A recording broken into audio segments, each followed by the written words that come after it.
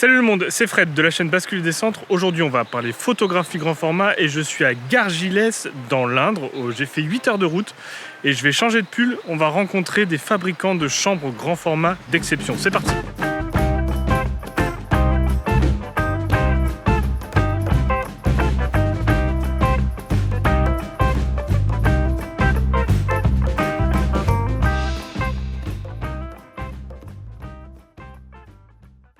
Ok, je suis arrivé à Gargilès dans l'atelier d'Emilien et de Raphaël de Fasquelle & Co. On va les rencontrer parce qu'ils font des chambres grand format d'exception. Ils vont nous parler de leurs projets, de leurs pratiques et de leurs secrets de fabrication.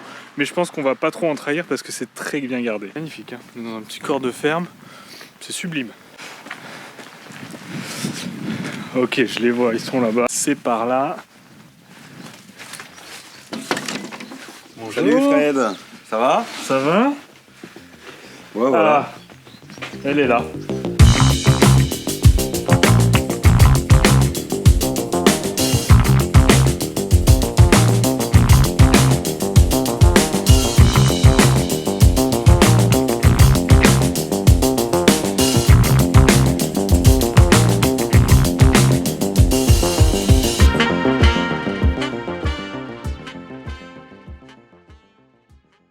Emilien, Raphaël, merci de m'accueillir ici. L'atelier est oufissime.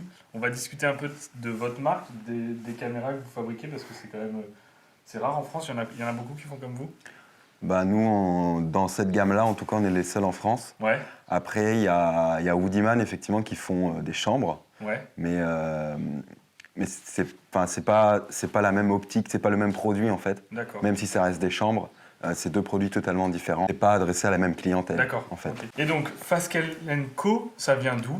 Vous venez d'où d'abord, chacun séparément, en fait? Vous êtes natif de la région. Là, on est à Gargilès, dans l'Indre, c'est ça? Oui. Il n'y a pas grand monde. C'est à côté de la Creuse. C'est magnifique. Mais qu'est-ce qui a fait qu'on se retrouve ici pour parler des chambres que vous fabriquez? Alors, déjà, pour commencer, moi, je suis né ici. Ouais. Sur cette table. Sur cette table. Ah ouais, voilà. D'accord. Ok, bon, bah, c'est très bien. Moi, j'ai toujours vécu à Gargilès et c'est vraiment un coin que je quitterai pour rien au monde. C'est un coin qui est vraiment très inspirant. C'est vraiment un coin où il y a beaucoup d'artistes qui sont venus et qui viennent encore. Okay. Et c'est vraiment l'ambiance du village qui est très très inspirante, notamment pour les artistes et aussi les artisans. Ouais. Fabriquer des chambres, c'était presque une évidence en fait. D'accord. Et toi, Raphaël? Moi, je suis originaire d'Auvergne.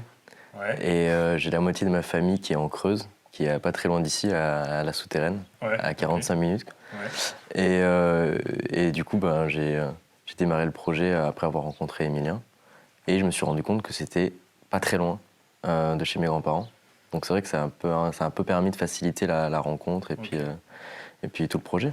Ok. Et comment vous vous êtes rencontrés? Comment ce duo d'où vient ce duo en fait? En fait, moi je fabrique des dépolis pour chambre photo depuis 2019. Okay. Et du coup, souvent les gens ils me demandent des dépolis pour remplacer des verres cassés sur des chambres qu'ils ont achetées. Et Emilien il m'a demandé un dépoli pour une chambre qu'il fabriquait. Donc souvent, quand on voit des photos de chambres, c'est un peu des chambres en carton ou alors en bois, mais assez simples.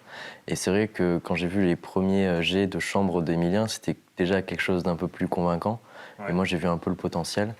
Et je lui ai proposé de faire un projet un peu plus ambitieux de production et de vente de chambres photo pour en faire bénéficier à un maximum de gens. Ouais, puis j'ai été séduit par la qualité du dépoli aussi. Ouais. Ça aide. Mais tout le monde parle de la qualité de ce dépoli. On va faire une vidéo juste sur le dépoli en fait finalement. Moi, je sais pas. Et les secrets de fabrication, c'est un peu, un peu obscur. Voilà. Et toi, tu fais des chambres depuis combien de temps? Moi, j'ai commencé à faire les chambres quasiment juste après mes études. Ouais. En fait, pendant mes études, j'avais même déjà commencé tout ce qui est plan, théorie, etc. Donc j'ai construit ma première chambre il y a 4 ans, 3 ou 4 ans. 4 ans, oui. En commençant par un modèle vraiment simple, c'est-à-dire sans mouvement, vraiment inspiré plutôt de ce qu'on faisait à la fin du 19e siècle. Et puis au fur et à mesure que je fabriquais des chambres, j'ai ajouté à chaque fois un peu plus de complexité au produit. D'accord. Voilà. Après, j'ai aussi fabriqué des chambres à tiroirs. Enfin, avant d'arriver à ce produit-là, j'ai vraiment essayé plusieurs choses. Ok. Bon, la chambre à tiroirs, c'est plus pour le fun qu'autre chose. Tu parlais de tes études, ton parcours. Mhm. Est-ce que tu as un parcours scolaire en lien avec la photographie à la chambre? À la base, pas vraiment. Ouais. Mais finalement, comme je le disais, en fait, c'est pendant mes études que ça m'est venu cette idée de fabriquer des appareils photo. Parce qu'en effet, j'étudiais les systèmes optiques à Angers. Ouais. Et donc ici, là, ça a toujours été une menuiserie. Donc en parallèle de mes études, j'ai toujours un peu bricolé dans cet atelier. Et finalement, le travail du bois, c'est quelque chose qui me plaisait beaucoup. Donc j'ai finalement fait une formation pour être menuisier, pour avoir un titre de menuisier et puis pour surtout m'améliorer en fait. Et toi? Moi, j'ai un master d'anglais. On est moins dans le thème. Mais, Exactement. Quels sont vos rôles à tous les deux? Vous avez des rôles très particuliers chacun sur ce projet-là, où vous fabriquez les chambres tous les deux C'est-à-dire que, à la différence de beaucoup de fabricants qui travaillent dans des équipes vachement plus larges, Ouais. beaucoup plus étoffées, nous, on a un peu l'ambition de rester sur quelque chose d'un modèle assez simple à deux. Ouais. Donc, j'essaie tant bien que mal d'assurer tout ce qui est administratif, communication, déplacement. J'apporte aussi des idées de produits, un peu ma touche perso parce que je pratique pas mal la photo au grand format. Et pour faire en sorte qu'Emilien ait vraiment uniquement à se concentrer sur la partie conception et fabrication de chambres. Ok. Vous avez deux rôles bien distincts en fait finalement. Toi tu t'occupes de toute la recherche et développement et toi tu es la partie construction immédiate en fait. Construction, conception. Et conception. Et lui, il fait les verres dépolis quand même, Raphaël. Ah oui, les fameux. Quand même. Vous fabriquez exclusivement ce modèle de chambre-là, qui est une chambre 8-10. Mhm. Alors pourquoi le 8-10 et pas le 4-5 qui est peut-être plus facile à fabriquer?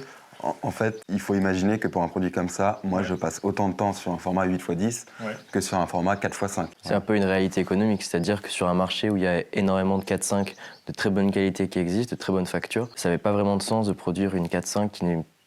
À la production, ça nous aurait coûté peut-être quelques centaines d'euros en moins à produire qu'une 8-10. Ouais. Donc il valait mieux partir sur une 8-10 de qualité, où le marché là est pas du tout saturé, et proposer quelque chose de vraiment quali. On détaillera la chambre peut-être dans une autre vidéo où vous allez m'en prêter une et on va essayer de tirer du papier en 8-10 parce que le plan film, j'ai pas les reins assez solides pour acheter du plan film. C'est l'équivalent d'une petite maison dans la Creuse, la boîte de 10. Tout est fabriqué ici? Alors, Parce que je vois c'est de l'alu. tout l'aluminium, bon, il est conçu uniquement pour la chambre, y compris les vis. Ok. Mais il n'est pas fabriqué ici dans cet atelier. C'est toi qui le dessines. Voilà, c'est une... Salut. Je voulais dire quelque chose. Tout est conçu ici déjà. L'aluminium, il est fabriqué uniquement pour nous. Ouais. C'est-à-dire que tous les plans en fait, ils sont uniques, même les vis. Ok. Après, ce qui est fabriqué vraiment ici, donc on a évidemment l'usinage du bois, l'assemblage des appareils photo, et le soufflet aussi est fabriqué ici. La poignée, elle vient d'Angers. D'accord. Voilà. Et le dépoli, vous avez un... Le dépoli, il est fabriqué... Vous avez un prestataire... ultra sympa, fabriqué à Clermont-Ferrand. Avec beaucoup de... dépoli, c'est Raphaël qui fabrique tous les dépolis. Avec beaucoup d'huile de coude. Ça pèse combien une chambre comme ça? Alors celle-ci, je pense qu'elle doit faire un peu moins de 4 kilos. Ok. Pour ce modèle de bois. Ouais. C'est un assemblage en fait plus léger. Ouais. Après, pour des versions en acajou notamment, l'acajou c'est la version la plus lourde. Au maximum, elle va faire 4,1 kg. C'est des planchettes d'objectif Sinar, donc c'est assez standard, c'est pour ça qu'on a pu monter mon optique. Et on peut utiliser n'importe quelle optique de chambre 8-10. On peut utiliser des optiques jusque... le soufflet, il va de 65 mm jusqu'à 82. Ok. Donc on peut utiliser quand même des grosses focales. On a une grande amplitude de focale. 82 cm. Mais ce qui est intéressant sur cette chambre, c'est son corps avant qui permet de soutenir des objectifs très lourds. Donc pour des gens qui veulent utiliser des laitons qui sont assez massifs, et cette chambre-là va leur permettre de pouvoir monter des optiques un peu importantes, 8-10, voire plus, pour faire du collodion. Ok, d'accord. L'optique qu'on a vue hier, j'ai déjà monté sur une de ces chambres, elle fait 3,5 kg. Ouais, c'est une espèce de... C'est une arme en fait. Ouais, c'est un boulet de canon. Monstrueux. Et il n'y a pas de problème, tout fonctionne, les mises au point, même les mouvements, notamment le tilt en fait. même avec Ouais, une justement, optique lourde. qu'est-ce qu'on a comme mouvement sur ces chambres-là? Alors en fait, on a tous les mouvements, sauf les décentrements latéraux, en fait. Sur le corps arrière. Sur le corps arrière et sur le corps avant. Ah, le corps avant, en latéral, ça ne descendre pas. Voilà, mais on peut... ça, c'est un mouvement qu'on peut reproduire, en fait, en utilisant les swings. Ouais. En gros, ouais, en faisant ça, Ouais. on a notre décentrement latéral. Et la fâcheuse, combien ça coûte une chambre comme ça si on veut l'acheter? En fait, en fonction du bois et de la finition, Ouais, on va se situer entre 3 900 et 4 700 euros ok. à l'heure actuelle. On ne prend pas en compte l'inflation Ouais. due au récent contexte, mais on est sur ce niveau-là de prix pour ce travail d'artisanat. Ouais, moi, c'est pas, quand on la voit comme ça, c'est compréhensible parce que elle est magnifique, quoi. C'est magnifique. Moi, je commence à en avoir vu un paquet, des chambres artisanales et un peu plus industrielles. C'est quand même un niveau de finition qui est assez ouf. J'ai hâte d'utiliser ça, de voir ce que ça peut rendre. J'imagine qu'avec du plan film, ça doit être vraiment encore plus quali, mais bon, on fera pas ça. Et toi, tu fais du collodion? Vous faites du collodion tous les deux? Moi, je fais du collodion. Enfin, j'ai fait du collodion. Enfin, j'ai un peu arrêté, du coup, bon, par rapport aux galères du collodion. Ouais, Et aussi parce que je passe finalement beaucoup plus de temps à l'atelier à fabriquer ces chambres. d'accord. Donc c'est à la fois un problème de temps et de soucis un peu dus au collodion. Moi, ça va plus être de la pellicule, du plan film et du papier. Moi, j'ai plus un projet autour du papier, Ouais, que ce soit d'un point de vue artistique ou pédagogique aussi. ouais. C'est beaucoup plus facile à présenter. Et le plan film, c'est vraiment des occasions spéciales. Ouais. Je lui rentre de la HP5 et c'est sympa, quoi. Ouais, Ouais, et bon. toi, on peut te retrouver, on en a parlé, à Arles l'été, parce que tu fais de l'Afghan Box. Voilà. Et le projet cette année, ça va être de développer des outils innovants Ouais, qui me permettront de faire ce que je fais à l'Afghan Box, mais avec la chambre. Donc pouvoir faire un format plus grand et aussi pouvoir utiliser les décentrements, avoir toute cette liberté artistique qu'offre la chambre et que ne permet pas l'Afghan Box à l'heure actuelle. ok. Donc c'est un peu l'objectif, sinon ça sera toujours de l'Afghan Box et de la chambre si mes outils sont prêts à temps. Et je rebondis sur ce que tu dis, parce qu'en fait, Fascal & Co, c'est pas que des chambres. Vous avez tout un projet, on en a parlé hier, d'outils en fait autour de la photographie grand format. Est-ce que vous pouvez m'en parler un peu de ça, parce que c'est... Alors en fait, Fascal & Co, on a vraiment 3 gros axes qui nous définissent. Il y a un axe de production d'appareils photo. Ouais. Donc on va vraiment essayer de produire des modèles d'appareils photo calqués sur des modèles historiques qui sont soit en décrépitude, soit qui n'existent plus. Donc l'idée, ça va être de leur offrir une seconde vie. Après, on a une volonté de produire des pièces de rechange sur ces marques-là aussi. Et on va essayer aussi d'introduire des accessoires qui vont vraiment faciliter la vie des photographes grand format. Okay. Donc là, on va sortir dans quelques semaines un iris universel qui permettra d'utiliser des optiques de 36 mm de diamètre, c'est ça, le minimum? Le minimum, c'est 35 et le maximum, diamètre utile, 96 mm. 96 mm, donc ça permettra aux gens qui ont des chambres 8-10 ou même plus grands d'utiliser n'importe quel type d'optique, soit de la projection, que ce soit de l'optique Copal ou de l'optique laiton, vraiment pour faciliter la vie des photographes. Et derrière, on a aussi une petite short list d'accessoires qui seraient vraiment très intéressants et utiles de reproduire et qui n'existent plus depuis des décennies. Okay. Et puis peut-être dans les années à venir, développer des modèles d'appareils photo grand format assez durs à produire, se faire la main sur des chambres 8-10 et ensuite essayer de faire quelque chose d'un peu plus axé mécanique, shutter, etc. D'accord. Pour voir un peu où ça peut nous emmener, quoi. D'accord. Ouais, ça bouillonne. Hein. En fait, on a passé la soirée hier ensemble, des projets, vous en avez plein la tête. Il y a des choses presque secrètes qui sont hyper intéressantes que j'ai pu voir et dont on ne parlera pas là. L'iris, il est magnifique. En termes d'ingénierie, c'est superbe. Où est-ce qu'on peut retrouver votre travail? Sur Instagram, est-ce que vous êtes présent? Oui, alors sur Instagram, c'est Fascal Camera, en tout attaché avec un... les liens dans la description et là, vous voyez une bannière qui s'affiche si le monteur est bon. Avec un S à la fin, donc Fascal Camera avec un S. Ouais. On est en train de construire une page Facebook. Et sinon, pour accéder à notre site, il suffit d'aller sur linktree.com/FascalCamera avec un S. Okay. Et il y aura le défilé de tous nos réseaux qui apparaîtra. Okay. Après, très sincèrement, on va rester assez sobre sur les réseaux.